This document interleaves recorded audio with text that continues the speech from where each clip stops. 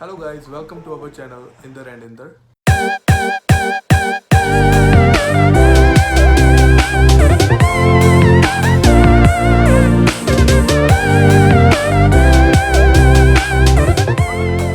So guys, ਅੱਜ ਦਾ ਜਿਹੜਾ vlog ਆ ਉਹ it's a kind of informative vlog. ਅੱਜ ਅਸੀਂ ਉੱਥੇ ਜਾ ਰਹੇ ਹਾਂ, ਇੱਕ ਛੋਟੀ ਜਿਹੀ ਫੈਮਿਲੀ ਗੈਟ ਟੂਗੇਦਰ ਆ। ਸੋ ਉੱਥੇ ਤੇ ਅਸੀਂ ਜਾਵਾਂਗੇ, ਨਾਲੇ ਉਹ ਇੱਕ PSW ਵਰਕਰ ਵੀ ਆ, ਲਾਈਕ ਪਰਸਨਲ ਸਪੋਰਟ ਵਰਕਰ। ਤੇ ਜਿਵੇਂ ਤੁਸੀਂ ਟਾਈਟਲ ਵੀਡੀਓ ਦਾ ਪੜ੍ਹ ਲਿਆ ਹੋਣਾ, ਇਹ ਵੀਡੀਓ ਬਾਰੇ ਇਲੈਬੋਰੇਟ ਕਰੂਗੀ ਵੀ PSW ਕੀ ਹੈ, ਇਹਦੇ ਨਾਲ ਕੀ ਫਾਇਦੇ ਨੇ, ਨਾਲੇ ਅਸੀਂ ਈਜ਼ੀਲੀ ਕਿਵੇਂ PR ਹੋ ਸਕਦੇ ਹਾਂ ਜਾਂ ਡਾਇਰੈਕਟਲੀ ਇੰਡੀਆ ਤੋਂ ਕਿਵੇਂ PR ਆ ਸਕਦੇ ਹਾਂ। ਬਾਕੀ ਇਹ ਸਾਰਾ ਕੁਝ ਉਹ ਦੱਸਣਗੇ। ਅਸੀਂ ਸਾਰੇ ਵਲੌਗ ਦੇਖਿਓ, ਤੁਸੀਂ ਸਾਰੀ ਵੀਡੀਓ ਦੇਖਿਓ ਤੇ ਨਾਲ ਅਸੀਂ ਅਪਡੇਟ ਕਰਦੇ ਰਵਾਂਗੇ। ਤੇ ਹੁਣ ਮੈਂ ਇਸ ਤੋਂ ਬਾਅਦ ਮੈਂ ਆਪਣਾ ਆਫਿਸ ਤੋਂ ਨਿਕਲਣ ਲੱਗਾ ਤੇ ਇੰਦਰ ਨੂੰ ਪਿਕ ਕਰਨਾ ਆ। ਉਹਨਾਂ ਨੂੰ ਪਿਕ ਕਰਕੇ ਫਿਰ ਅਸੀਂ ਸਿੱਧਾ ਉਹਨਾਂ ਕੋਲ ਜਾਵਾਂਗੇ, ਦੈਨ ਦੇਖਦੇ ਹਾਂ ਕੀ ਹੁੰਦਾ, ਨਾਲ ਅਪਡੇਟ ਕਰਦੇ ਹਾਂ। ਸੋ ਬਣੇ ਰਹੋ ਵੀਡੀਓ ਤੇ, ਮਿਲਦੇ ਹਾਂ ਜਲਦੀ, ਬਾਏ। ਸੋ ਗਾਇਜ਼, ਹੁਣ ਮੈਂ ਨਿਕਲਣ ਲੱਗਿਆ ਇੰਦਰ ਨੂੰ ਲੈਣ, ਉਹਨਾਂ ਨੂੰ ਪਿਕਅਪ ਕਰਨਾ ਆ ਉਹਨਾਂ ਦੇ ਆਫਿਸ ਤੋਂ। ਫਿਰ ਹੁਣ ਨਾਲ ਹੀ ਆਪਾਂ ਜਾਣਾ ਹੈਗਾ ਆ ਉਹਨਾਂ ਦੇ ਫਰੈਂਡ ਦੇ ਘਰੇ ਜਿੱਥੇ ਪ੍ਰੋਗਰਾਮ ਹੈਗਾ। ਦੈਨ ਤੁਹਾਨੂੰ ਨਾਲ ਅਪਡੇਟ ਕਰਦੇ ਹਾਂ ਵੀ ਕਿਵੇਂ ਕੀ ਚੱਲਦਾ ਕਿਵੇਂ ਨਹੀਂ। ਸੋ ਬਣੇ ਰਹੋ ਵਲੌਗ ਤੇ।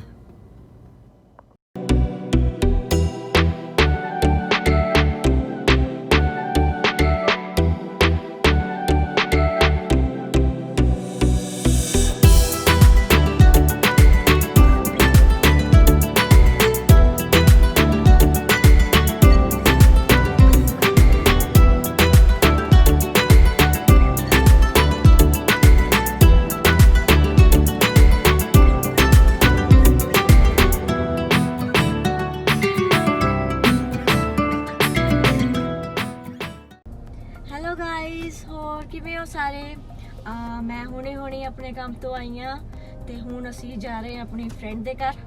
ਅੱਜ ਤੁਹਾਨੂੰ ਵੀ ਲੈ ਕੇ ਚੱਲੀਏ।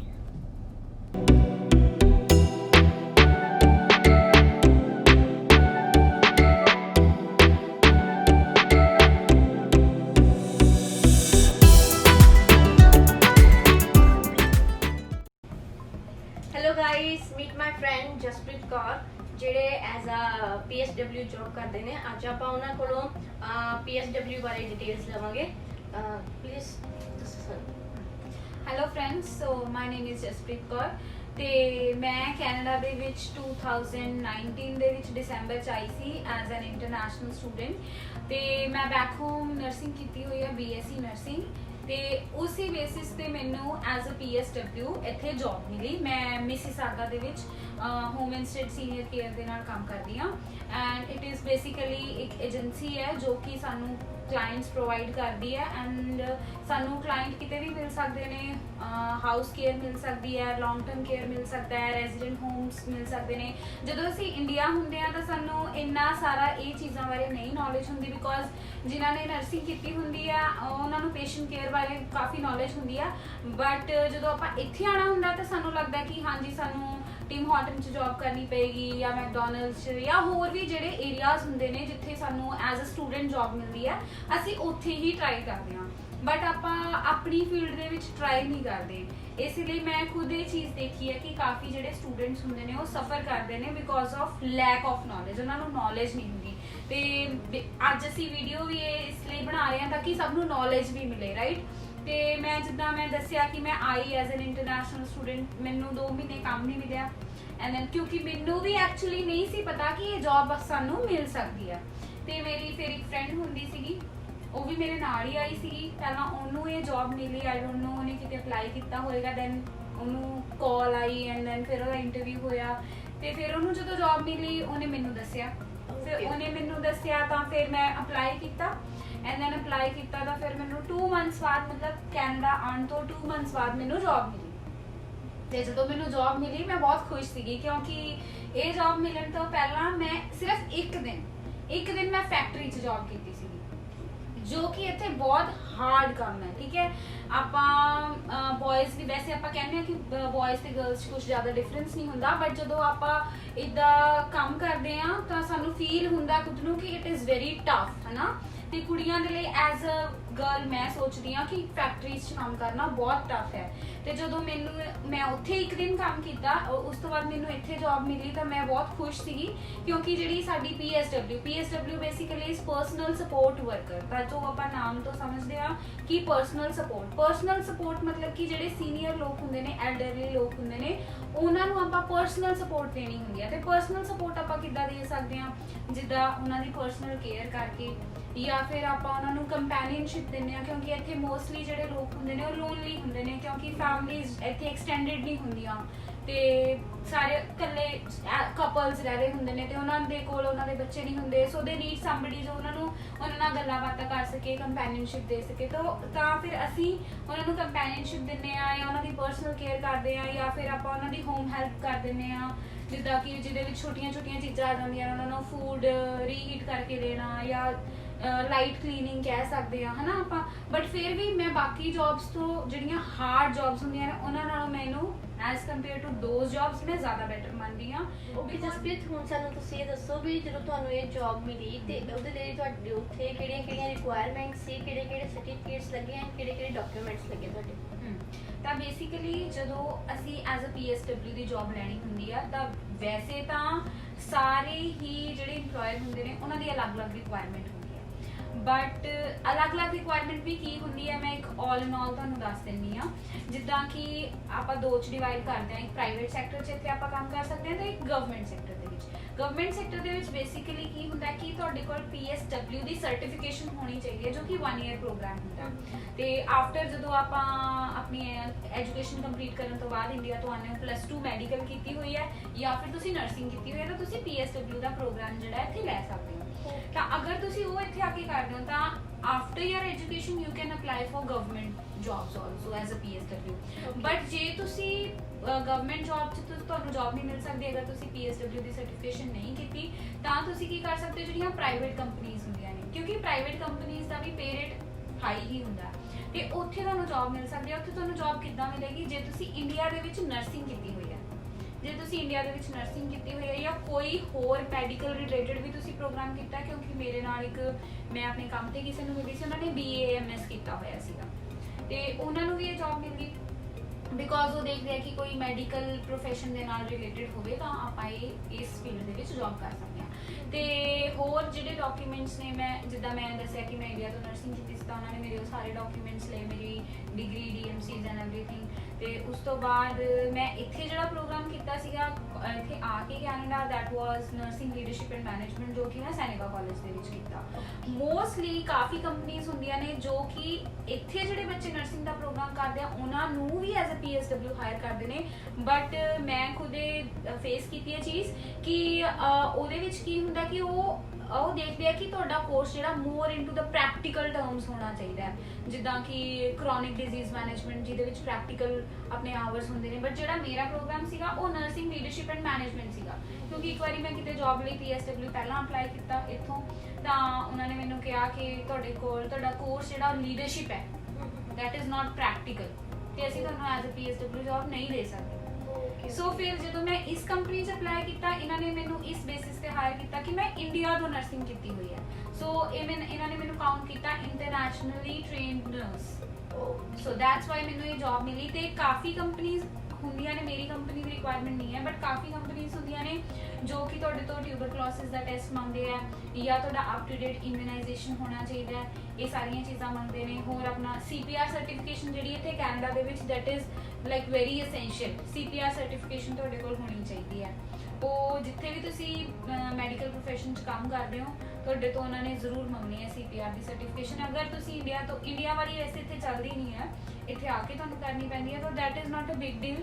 ਬਹੁਤ ਲਾਈਕ ਛੋਟਾ ਜਿਹਾ ਹੁੰਦਾ, ਟ੍ਰੇਨਿੰਗ ਸੈਸ਼ਨ ਹੁੰਦਾ ਤੇ ਤੁਹਾਨੂੰ ਸਰਟੀਫਿਕੇਸ਼ਨ ਮਿਲ ਜਾਂਦੀ ਹੈ। ਉਸ ਤੋਂ ਬਾਅਦ ਤੁਸੀਂ ਈਜ਼ੀਲੀ ਕਿਤੇ ਵੀ ਅਪਲਾਈ ਕਰ ਸਕਦੇ ਹੋ। ਓਕੇ ਜਸਪ੍ਰੀਤ, ਮੈਨੂੰ ਤੁਸੀਂ ਇਹ ਦੱਸੋ ਵੀ ਤੁਹਾਡੀ ਇਹ ਜੌਬ ਜਿਹੜੀ ਆ PSW, ਇਹਦੇ ਵਿੱਚ PR ਦਾ ਕੀ ਸਕੋਪ ਹੈ? ਸੋ ਆਪਾਂ ਗੱਲ ਕਰਦੇ ਹਾਂ PR ਦੀ, ਤਾਂ PR ਮੇਰੇ ਅਕੋਰਡਿੰਗ ਇਸ ਜੌਬ ਦੇ ਵਿੱਚ ਈਜ਼ੀ ਹੈ। ਮੈਂ ਇੱਕ ਵੀਡੀਓ ਦੇਖੀ ਸੀਗੀ ਥੋੜੇ ਦਿਨ ਪਹਿਲਾਂ YouTube ਤੇ ਕਿਸੇ ਦੀ, ਸੋ ਮੈਂ ਨਾਮ ਨਹੀਂ ਲਊਂਗੀ, ਬਟ ਉਹ ਵੀ PSW ਤੇ ਗੱਲ ਕਰ ਰਹੇ ਸੀਗੇ। ਬਟ ਉਹਨਾਂ ਨੇ ਜਦੋਂ ਇਹ ਕੁਐਸਚਨ ਪੁੱਛਿਆ ਉਹਨੂੰ ਜੋ ਵੀ ਉਹ ਫੀਮੇਲ ਸੀਗੇ ਜੋ ਡਿਸਕ੍ਰਾਈਬ ਕਰ ਰਹੇ ਸੀਗੇ ਕਿ ਇਹਦੇ ਵਿੱਚ PR ਦਾ ਸਕੋਪ ਕੀ ਹੈ। So she said no, there is no scope, but जो कि एक बिल्कुल ही मतलब आप कहने भी गलत इन्फॉर्मेशन है, फॉल्स इन्फॉर्मेशन, राइट। सो जे किसी को नहीं पता होंगे किसी चीज़ बारे तो आई वुड रेकमेंड कि आप वो ना दसीए लोगों को, क्योंकि लोग जो मिस इंटरप्रेट करते हैं तो किसी की हेल्प नहीं होंगी। सो आप हुण गल कर रहे हैं PR की। सो बिल्कुल आप एक्यूरेट इन्फॉर्मेशन देवांगे जो कि सानू पता है, जो साडी नॉलेज दे विच है। तो पहला तो PR का स्कोप ये हुंदा है कि ये नॉकआउट C दी जॉब है, राइट। A या B या O नहीं हैगी।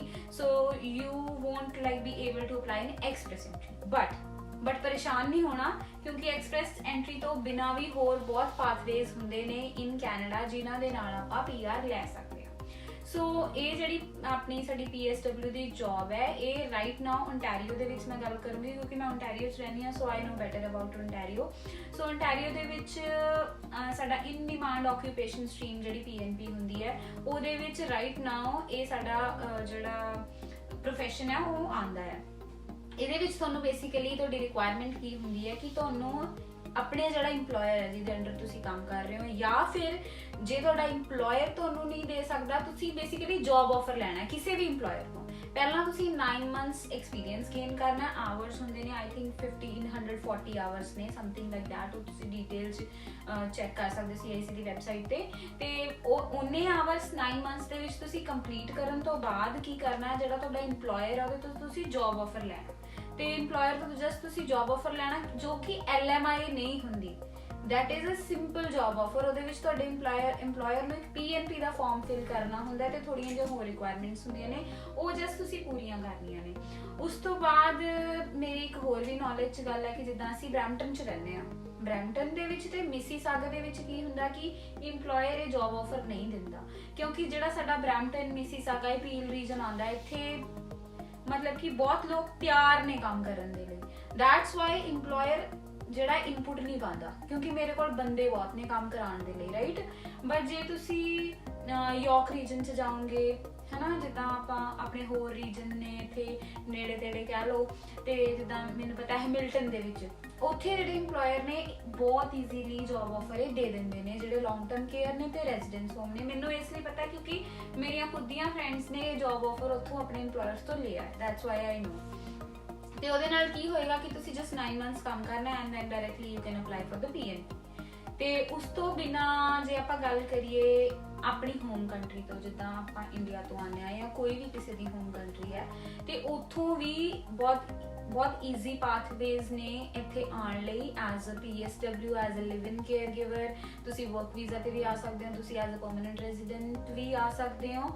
ਤੇ ਉਹਦੇ ਲਈ ਕੀ ਹੁੰਦਾ ਕਿ ਤੁਹਾਡੇ ਕੋਲ ਐਕਸਪੀਰੀਅੰਸ ਹੋਣਾ ਚਾਹੀਦਾ ਹੈ, ਤੇ ਆਈ ਥਿੰਕ ਉੱਥੋਂ ਆਪਾਂ ਨੂੰ ਨੈਨੀ ਦੀ ਸਰਟੀਫਿਕੇਸ਼ਨ ਚਾਹੀਦੀ ਹੁੰਦੀ ਹੈ ਇਸ ਪ੍ਰੋਗਰਾਮ ਦੇ ਲਈ, ਤੇ ਉਹ ਤੁਸੀਂ ਕਰਨਾ ਹੈ। ਤੇ 2 ਪਾਥਵੇਜ਼ ਨੇ, ਤੁਸੀਂ 24 ਮੰਥਸ ਦਾ ਤੁਹਾਡੇ ਕੋਲ ਐਕਸਪੀਰੀਅੰਸ ਹੋਣਾ ਚਾਹੀਦਾ ਅਗਰ ਤੁਸੀਂ PR ਆਣਾ ਹੈ, ਔਰ ਅਗਰ ਤੁਸੀਂ LMI sorry Aam not saying LMI job offer ਤੁਹਾਨੂੰ ਚਾਹੀਦਾ ਹੁੰਦਾ ਤੁਹਾਡੇ ਇੰਪਲੋਇਰ ਤੋਂ। ਉਹਦੇ ਵਿੱਚ ਵੀ ਇੰਪਲੋਇਰ ਦੀਆਂ ਕੁਝ ਰਿਕੁਆਇਰਮੈਂਟਸ ਹੁੰਦੀਆਂ ਨੇ ਕਿ ਉਹਦੇ ਵਿੱਚ ਇੱਦਾਂ ਹੁੰਦਾ ਜੇ ਤੁਸੀਂ ਨੈਨੀ ਦਾ ਕੋਰਸ ਕੀਤਾ, ਜੇ ਤੁਸੀਂ ਨੈਨੀ ਦਾ ਕੋਰਸ ਕੀਤਾ that is well and good.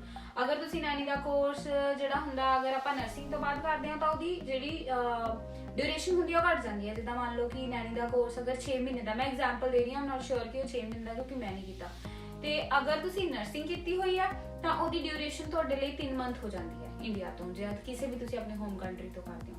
ਤਾਂ ਉਹ ਕਰਨ ਤੋਂ ਬਾਅਦ ਜਦੋਂ ਤੁਸੀਂ ਇੱਥੇ ਆਉਣਾ ਹੁੰਦਾ ਤਾਂ ਤੁਹਾਨੂੰ ਇੱਥੇ ਇੱਕ ਇੰਪਲੋਇਰ ਫਾਈਂਡ ਆਊਟ ਕਰਨਾ ਹੁੰਦਾ ਹੈ, ਜਿਹੜਾ ਕਿ ਜਿਹਦੀਆਂ ਇਨਕਮ ਰਿਕੁਆਇਰਮੈਂਟਸ ਹੁੰਦੀਆਂ ਨੇ, ਉਹਨੂੰ ਆਪਣੀ ਇਨਕਮ ਦੱਸਣੀ ਪੈਂਦੀ ਹੈ, ਫੈਮਿਲੀ ਇਨਕਮ ਦੱਸਣੀ ਪੈਂਦੀ ਹੈ। ਫਿਰ ਉਹ ਤੁਹਾਨੂੰ ਕਿਹਦੇ ਲਈ ਬੁਲਾ ਰਿਹਾ ਇੱਥੇ, ਮੰਨ ਲਓ ਕਿ ਮੈਂ ਬੁਲਾ ਰਹੀ ਹਾਂ ਕਿਸੇ ਨੂੰ ਇੰਡੀਆ ਤੋਂ, ਤੇ ਮੇਰੇ ਬੱਚੇ ਹੋਣੇ ਚਾਹੀਦੇ ਆ, ਜਿੱਦਾਂ ਕਿ 0 to 12-13 ਇਅਰਸ ਇੱਦਾਂ ਕੁਝ ਹੁੰਦਾ, ਇੰਨੇ ਸਾਲ ਦੇ ਜਾਂ ਤਾਂ ਮੇਰੇ ਬੱਚੇ ਹੋਣੇ ਚਾਹੀਦੇ ਆ, ਮੈਂ ਉਹਨਾਂ ਦੀ ਕੇਅਰ ਕਰਨ ਲਈ ਬੁਲਾ ਰਹੀ ਹਾਂ, ਜਾਂ ਫਿਰ ਮੇਰੇ ਘਰੇ ਬਜ਼ੁਰਗ ਹੋਣੇ ਚਾਹੀਦੇ ਆ 60 ਇਅਰਸ ਤੋਂ ਬਾਅਦ, ਤੇ ਉਹਨਾਂ ਦੀ ਕੇਅਰ ਕਰਨ ਲਈ ਅਸੀਂ ਬੁਲਾ ਸਕਦੇ ਹਾਂ। ਤੇ ਇਹੀ ਰਿਕੁਆਇਰਮੈਂਟਸ ਹੁੰਦੀਆਂ ਨੇ, ਇਨਕਮ ਰਿਕੁਆਇਰਮੈਂਟਸ ਤੇ ਇਹ ਵਾਲੀਆਂ ਰਿਕੁਆਇਰਮੈਂਟਸ। ਇਹਦੇ ਨਾਲ ਕੀ ਹੁੰਦਾ ਕਿ ਤੁਹਾਨੂੰ ਵਰਕ ਵੀਜ਼ਾ ਮਿਲ ਜਾਂਦਾ ਹੈ, ਜਾਂ ਫਿਰ ਤੁਸੀਂ 24 ਮੰਥਸ ਦਾ ਐਕਸਪੀਰੀਅੰਸ ਲੈ ਕੇ ਜਿਹੜੀ ਵੀ ਤੁਹਾਡੀ ਹੋਮ ਕੰਟਰੀ ਆ ਉਹ ਤੋਂ ਬਾਅਦ ਤੁਸੀਂ PR ਦੇ ਲਈ ਅਪਲਾਈ ਕਰ ਸਕਦੇ ਹੋ। ਤੇ ਇੱਕ ਹੀ ਰਿਕੁਆਇਰਮੈਂਟ ਹੈ ਕਿ ਤੁਹਾਡੇ ਕੋਲ ਜੌਬ ਆਫਰ ਚਾਹੀਦਾ ਹੈ। ਓਕੇ ਜਸਪ੍ਰੀਤ, ਸਾਨੂੰ ਤੁਸੀਂ ਇਹ ਦੱਸੋ ਵੀ ਐਜ਼ ਅ PSW ਤੁਹਾਨੂੰ ਕੀ ਬੈਨੀਫਿਟਸ ਮਿਲਦੇ ਨੇ? Okay so as a PSW ਸਾਨੂੰ ਬਹੁਤ ਸਾਰੇ ਬੈਨੀਫਿਟਸ ਮਿਲਦੇ ਨੇ ਸਾਡੇ EMPLOYER ਤੋਂ ਵੀ, ਤੇ ਹੁਣ ਅਗਰ ਮੈਂ ਗੱਲ ਕਰਾਂ ਇਸ ਟਾਈਮ ਤੇ COVID-19 ਚੱਲ ਰਿਹਾ ਤਾਂ ਗਵਰਨਮੈਂਟ ਤੋਂ ਵੀ ਸਾਨੂੰ ਬਹੁਤ ਸਾਰੇ ਬੈਨੀਫਿਟਸ ਮਿਲੇ ਨੇ ਤੇ ਮਿਲ ਰਹੇ ਨੇ।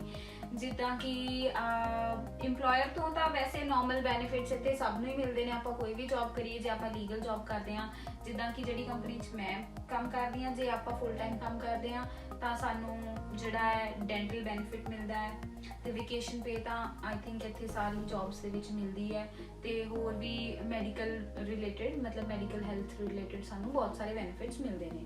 ਤੇ ਉਸ ਤੋਂ ਬਿਨਾਂ ਜੇ ਮੈਂ ਗੱਲ ਕਰਾਂ COVID-19 ਦਾ ਇੱਕ ਇੱਦਾਂ ਦਾ ਟਾਈਮ ਆਇਆ ਜਦੋਂ ਕਿ ਹਰ ਇੱਕ ਬੰਦੇ ਨੂੰ ਫਾਈਨੈਂਸ਼ੀਅਲ ਸਪੋਰਟ ਦੀ ਲੋੜ ਹੈ, ਤੇ ਸਾਡੀ ਜੌਬ ਇੱਦਾਂ ਦੀ ਹੈ ਕਿ ਜੋ ਕਿ ਐਸੈਂਸ਼ੀਅਲ ਸਰਵਿਸ ਦੇ ਵਿੱਚ ਆਉਂਦੀ ਹੈ, ਅਸੀਂ ਮਤਲਬ ਘਰੇ ਨਹੀਂ ਬੈਠ ਸਕਦੇ, ਰਾਈਟ। ਸੋ ਇਹਦੇ ਵਿੱਚ ਸਾਨੂੰ ਜਦੋਂ ਕੋਵਿਡ ਸਟਾਰਟ ਹੋਇਆ ਸੀਗਾ ਜਿਸ ਟਾਈਮ ਤੇ, ਤਾਂ ਸਾਡੀ ਕੰਪਨੀ ਕਿਉਂਕਿ ਪ੍ਰਾਈਵੇਟ ਹੈ, ਸੋ ਗਵਰਨਮੈਂਟ ਨੇ ਵੈਸੇ ਅਨਾਉਂਸ ਕੀਤਾ ਸੀ ਓਨਟਾਰੀਓ 'ਚ, ਜਿਹੜੇ ਸਾਡੇ ਓਨਟਾਰੀਓ ਦੇ ਮਿਨਿਸਟਰ ਨੇ, ਪ੍ਰੀਮੀਅਰ ਨੇ ਡਗਫੋਰਡ, ਉਹਨਾਂ ਨੇ ਅਨਾਉਂਸ ਕੀਤਾ ਸੀਗਾ ਕਿ ਹਰ ਇੱਕ ਜਿਹੜਾ ਕੇਅਰ ਗਿਵਰ ਹੈ ਜਾਂ ਹਰ ਇੱਕ ਜਿਹੜਾ PSW ਹੈ ਉਹਨੂੰ ਐਵਰੀ ਮੰਥ ਅਪ ਟੂ $250 ਜਿਹੜੀ ਹੈ ਗਵਰਨਮੈਂਟ ਪੇ ਕਰੇਗੀ।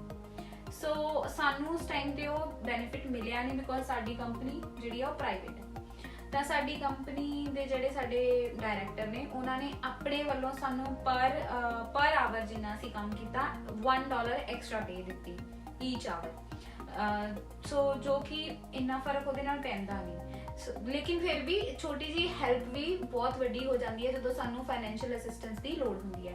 ਤੇ ਉਸ ਤੋਂ ਬਾਅਦ ਜਦੋਂ August and September, I think September ਦੇ ਵਿੱਚ ਲਾਈਕ 3-4 ਮੰਥਸ ਹੋ ਗਏ ਸੀ ਸਾਨੂੰ ਕੰਮ ਕਰਦੇ ਹੋਏ ਕੋਵਿਡ ਦੇ ਵਿੱਚ, ਸੋ ਗਵਰਨਮੈਂਟ ਨੇ ਅਪਰੂਵ ਕਰ ਦਿੱਤਾ ਉਹ ਸਾਡੇ ਲਈ ਵੀ, ਤੇ ਉਹ ਜਿਹੜੇ ਸਾਡੇ ਸਾਰੀ ਇੱਕ ਅਮਾਉਂਟ ਸੀਗਾ ਉਹ ਸਾਨੂੰ ਇਕੱਠਾ ਮਿਲਿਆ, ਐਂਡ ਵੀ ਵਰ ਸੋ ਹੈਪੀ ਕਿਉਂਕਿ ਅਮਾਉਂਟ ਇਕੱਠਾ ਹੋ ਗਿਆ ਸੀਗਾ, ਤੇ ਉਹ ਵਧੀਆ ਸਾਡੇ ਲਈ ਸਾਨੂੰ ਬੈਨੀਫਿਟ ਮਿਲਿਆ ਉਹ ਫਾਈਨੈਂਸ਼ੀਅਲ ਅਸਿਸਟੈਂਸ ਦਾ। ਤੇ ਹੁਣ ਦੀ ਅਗਰ ਮੈਂ ਗੱਲ ਕਰਾਂ ਤਾਂ ਹੁਣ ਇਸ ਟਾਈਮ ਵੀ ਗਵਰਨਮੈਂਟ ਨੇ $3.5 ਜਿਹੜਾ ਇਨਕਰੀਜ਼ ਦਿੱਤਾ ਹੈ ਇੱਕ, ਜੇ ਤੁਸੀਂ ਐਜ਼ ਅ PSW ਜੌਬ ਕਰ ਰਹੇ ਹੋ ਤਾਂ ਤੁਹਾਨੂੰ ਉਹ ਜਿਹੜਾ ਗਵਰਨਮੈਂਟ ਪੇ ਕਰਦੀ ਹੈ।